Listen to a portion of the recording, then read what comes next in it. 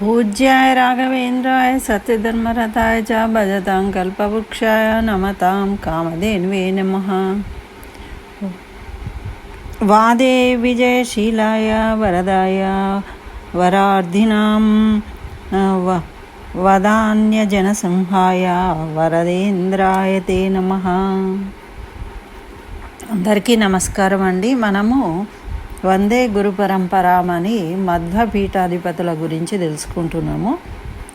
అట్లా మనకు ఈ షష్ఠి ఆషాఢమాసం శుక్లపక్షము షష్ఠి రోజు ఆరాధనోత్సవం జరుగుతుంది। ఎవరు అంటే వరదేంద్ర తీర్థులది। వీరి గురించి వీరి జీవిత విశేషాలను తెలుసుకుందాం, విని గురువు యొక్క అనుగ్రహాన్ని పొందుదాము। చక్కగా మన కోరికలన్నీ నెరవేరుతాయి, మన సంకల్పాలు ఏ ఆటంకాలు లేకుండా గురువు అనుగ్రహంతో తీరుతాయి అని మన జ్యోతిష పండితులు చెప్తున్నారు। కాబట్టి చక్కగా అందరూ వినండి, ఫలితాన్ని పొందండి గురువు అనుగ్రహంతో।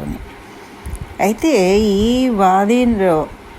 వరదేంద్రుల వారు ఎవరు అంటే బృందావనం అంతస్తులైన గురుగుణ స్తవము రచించిన వాదీంద్రుల గురించి మనం తెలుసుకున్నాం కదా।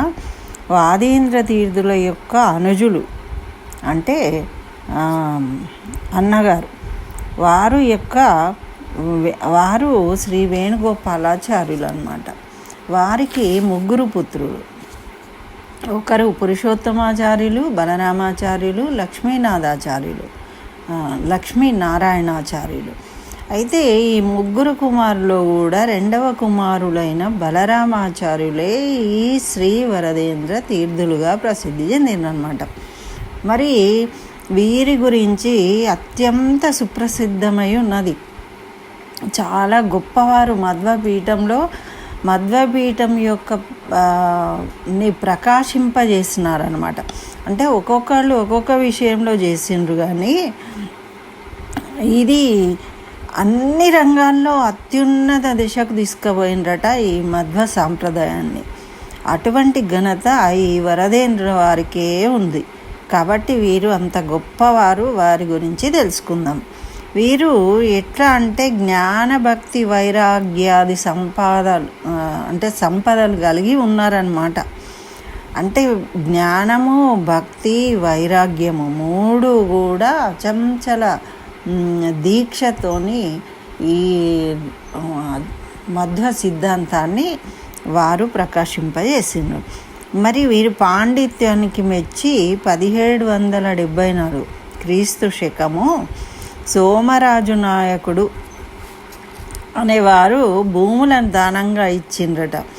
మరి ఇంకా వీర వెంకట తిరుమలరాయుడు, బలాద్ సత్సంగ్ బహద్దూర్ మొదలైన వాళ్ళు, అప్పుడు ఉన్నవాళ్ళు గొప్ప వాళ్ళందరూ కూడా వీరు మండలాధ్యక్షులు కావచ్చు, చిన్న చిన్న రాజులు, భూపతులు, ఇట్లాంటి వాళ్ళందరూ కూడా అప్పుడు కళలను పోషించేవాళ్ళు, గురువులను గౌరవించేవాళ్ళు, సత్కరించేవాళ్ళు, సంస్కారము, సాంప్రదాయము, తర్వాత ఈ వాంగ్మయం పట్ల శ్రద్ధ, ఆసక్తి ఉండేది కాబట్టి వాళ్ళందరూ కూడా చక్కగా వీరిని గౌరవించిండ్రట।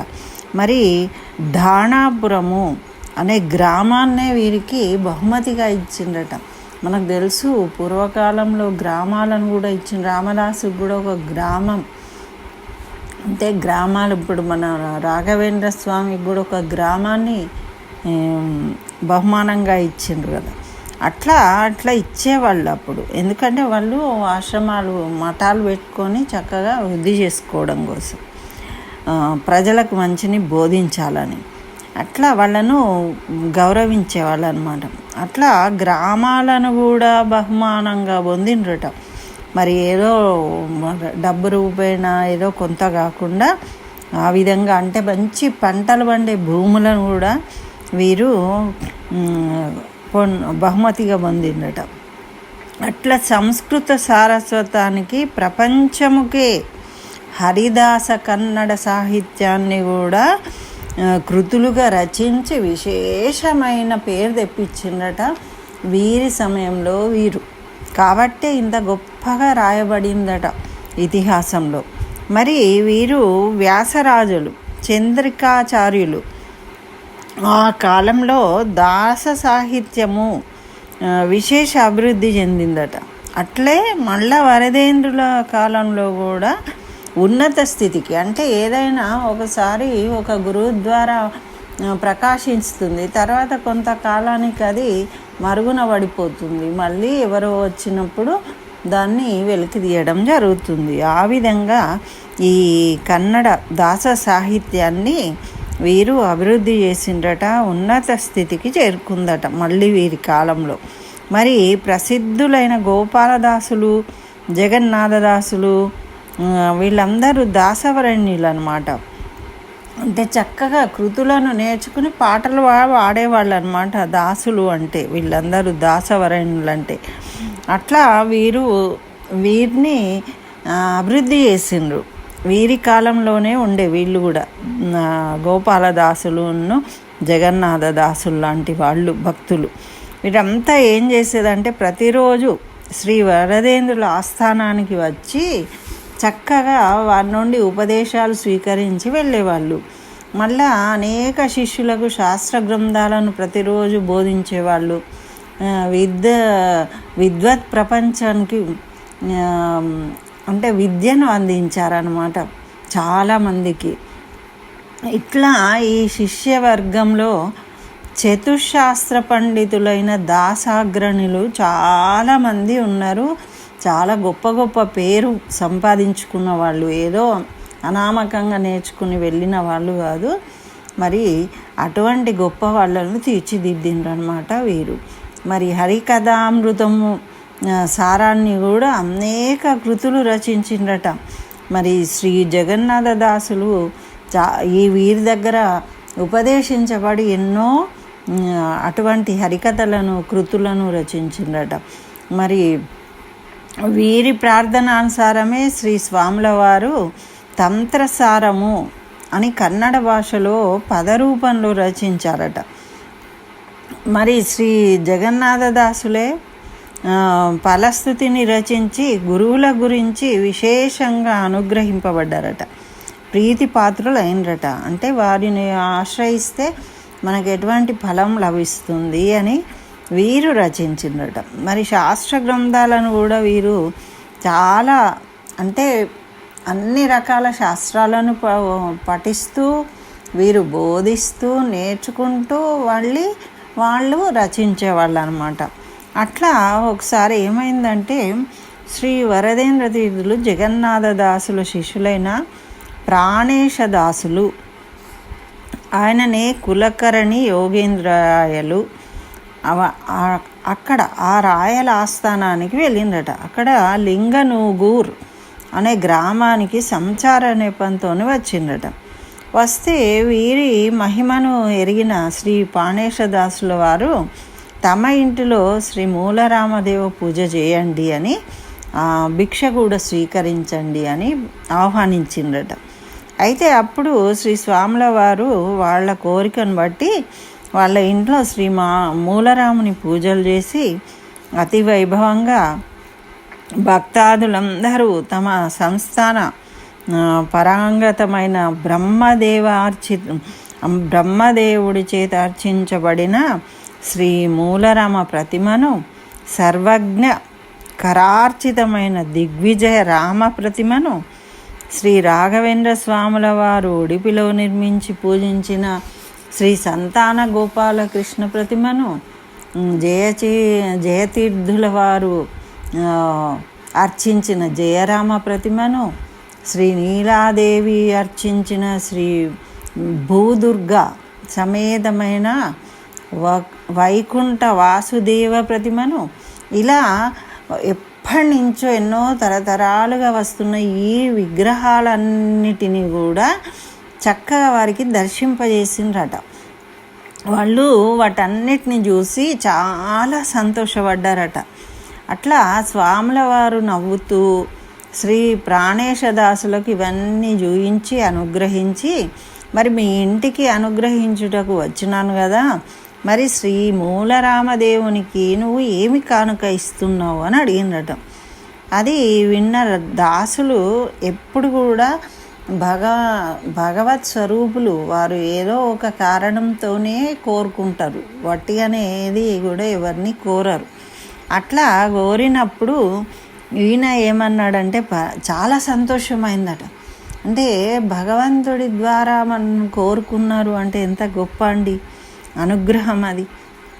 అట్లా చాలా సంతోషపడి ప్రాణదాసులు, స్వామి నా సర్వస్వం ఈ సంస్థానందే, నేను మీ దగ్గర ఉండి పెరిగినవాడిని, మీరు ఏదైనా స్వీకరించవచ్చు అని భక్తి శ్రద్ధలతో పలికినట్ట. ఇంత గొప్పవారు చూడండి.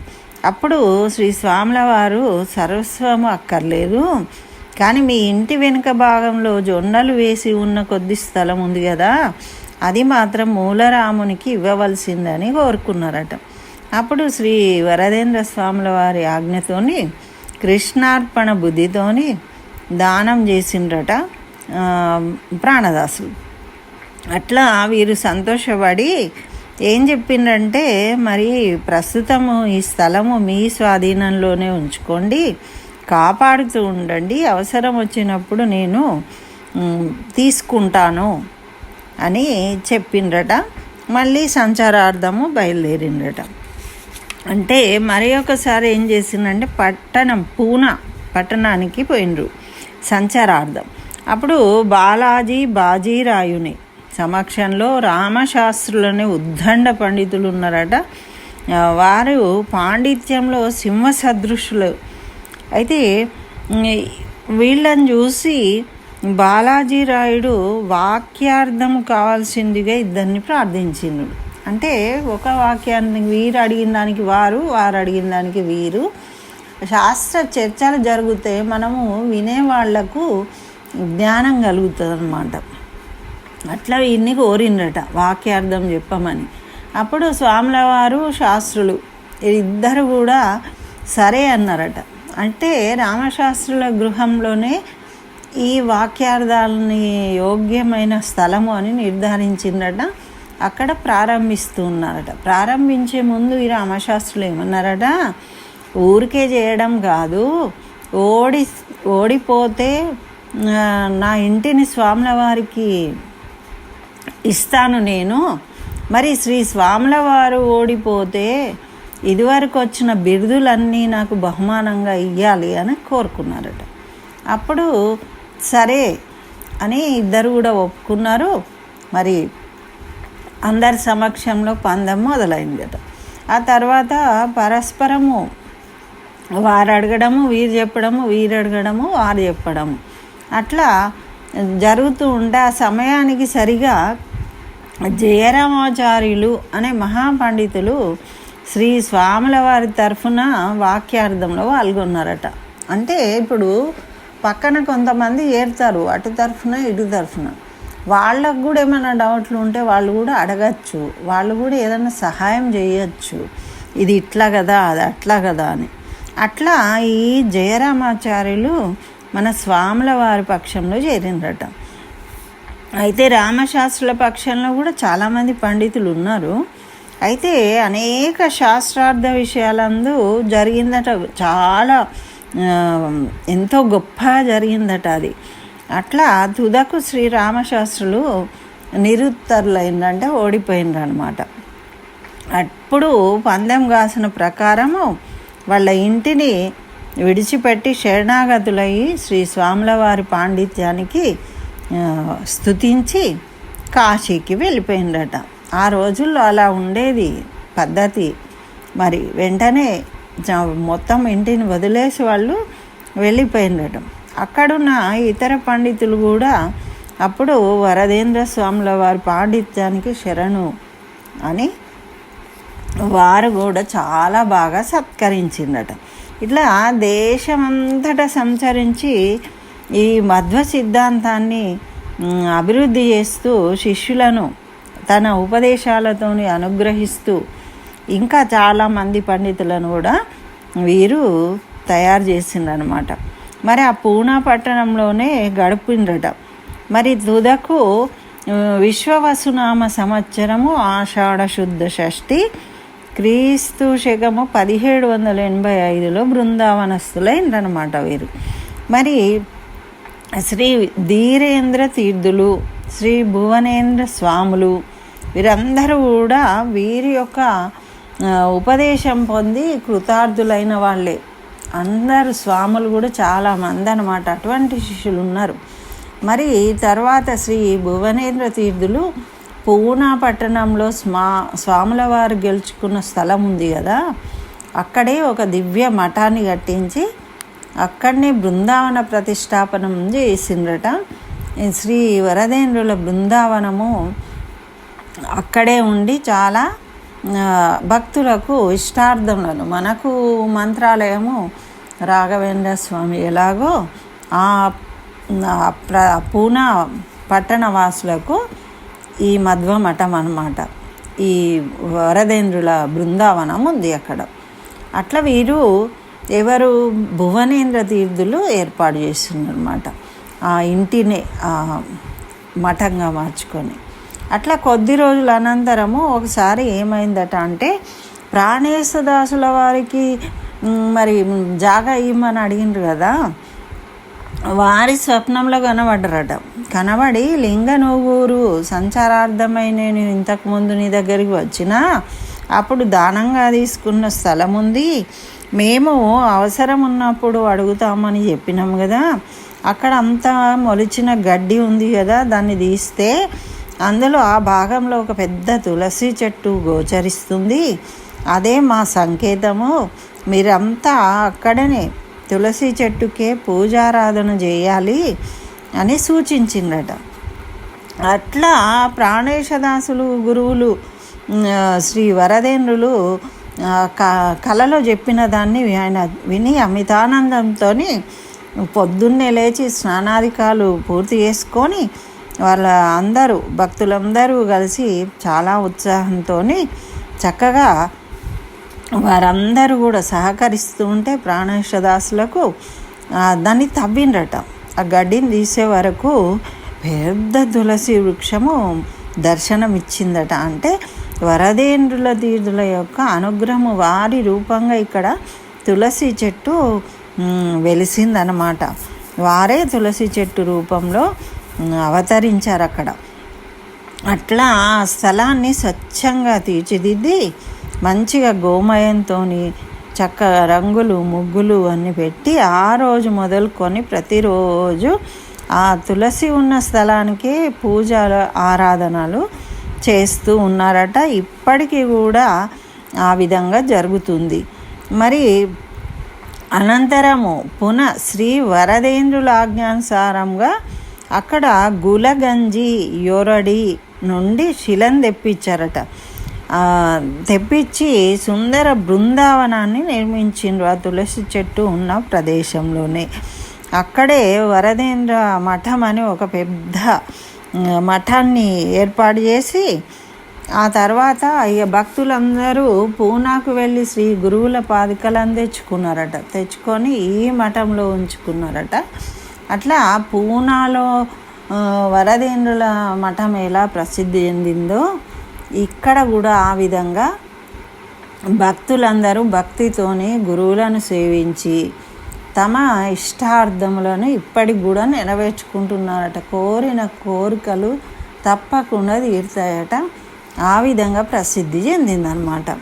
మరి ఈ స్వప్న విచారం అంతా శ్రీ ప్రాణేశదాసులు శిష్యులకు చెప్పి మరి ఆ వరదేశ విఠలునకు ప్రసిద్ధి చెందిన దాసవరేణ్యులు పద్యరూపమైన వారు ఒక కృతిని రచించినప్పుడు ఆ కృతులలో వీరి గురించి విశేషాలు రాస్తారనమాట. అట్లా ఈ విషయాలన్నీ కూడా ఈ స్వప్నం వచ్చిన విషయం అన్నీ కూడా వాళ్ళ కృతిలో రచించినట దాసులు వరదేశ విఠలు దాస్ అన్నమాట ఆయన పేరు. అట్లా శ్రీ ప్రాణేశదాసవరణ్యులు కూడా శ్రీ వకరేంద్ర గురువులను అనేక కీర్తనలు వారి చరిత్ర మహిమలను కొనియాడుతూ కీర్తనలు కృతులు రచించి పాడారట. అట్లా గురువుల ఉపకారం ఎన్నటికీ మనం మర్చిపోకూడదు. మరి శ్రీ వరదేంద్ర తీర్థులు అందరికీ చాలా అనుకూలమైనట్లు తంత్రసారోక్త దేవపూజ విధానాన్ని అనుగ్రహించిండ్రట. ఎందుకంటే ఈజీగా అందరూ పూజించుకునే విధంగా వీరు పూజా విధానాన్ని కూడా మనకు అందించారు, అలా అనుగ్రహించారు. మరి సంస్కృత భాషలో ఉన్న తంత్రసారాన్ని సులభంగా 29 పద్యాల్లో రచించిందట మొత్తము. మరి ఇట్లా అంటే సంగ్రహించి అతి ముఖ్యమైన దాన్ని సారంగా ఈజీగా అర్థమయ్యేటట్టు వీరు రచించారన్నమాట. మరి ఇందులో విశేషంగా ఓంకారము, మంత్రవర్ణములు ఉత్పత్తిని వివరించారు. అంటే వాటి యొక్క అర్థం ఏంటి, మనం ఎందుకు వాటిని స్వీకరించాలి అని. ఇది మనందరికీ ఉపకారమైన గ్రంథం కాబట్టి అందరూ చదువుకోవాలి అని తెలియజేస్తున్నారన్నమాట. మరి ధర్మార్థ కామ మోక్ష పురుషార్థాలను పొందాలి, సాధించాలి అంటే ఇటువంటి గ్రంథాలను చదవడం వల్ల మనం సాధించగలిగే శక్తి కలుగుతుంది. మరి ఒకసారి పూనాలో ముచుకుంద తటాకము పొంగి మఠమంతా మునిగిపోయిందట. 3 రోజులు ఒకసారి మంత్రాలయం కూడా మునిగింది కదా, అట్లా అక్కడ అయిందట. అయినప్పుడు 4వ రోజు నీరు తగ్గిన తర్వాత చూస్తే గ్రంథ అక్షంత తులసీమాల పుష్పములు కూడా చెక్కు చెదరకుండా ఉన్నాయట. ఏవి కూడా అంతకుముందు ఎట్లా ఉండెనో అట్లనే ఉన్నాయట, ఇంత కూడా చెదిరిపోలేదట. ఆ బృందావనంపై అలంకరించినట్లుగానే మనం పెడితే వట్టప్పుడు ఎట్లా కనబడతాయో అట్లనే నీళ్ళు 3 రోజులు ఉండిపోయినా కూడా అదే విధంగా ఉన్నాయట. అది చూసి సమస్త జనులు ఆశ్చర్యచకితులైనరట. అటువంటి మహిమోపేదులైన శ్రీ వరదేంద్రుల అనుగ్రహం మనందరికీ కలగాలి.